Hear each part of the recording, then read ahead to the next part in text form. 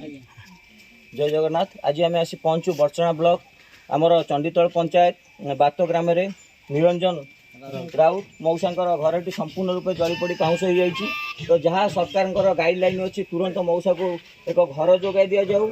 आउ तहसीलदार महोदय को अनुरोध करुच्ची जहाँ आम गाइडलाइन अच्छी मौसा पाल कि आउ कौन कर सरकार तरफ तहसीलदार निजे स्थान को आसतु।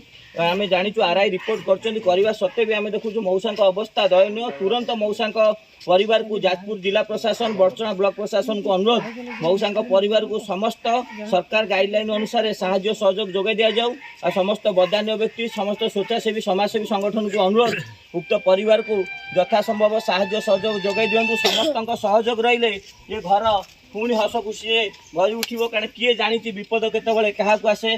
तेणु आम समस्त सपोर्ट सहयोग मौसा अच्छी आ सदा सर्वदा रहिबो। जय जगन्नाथ।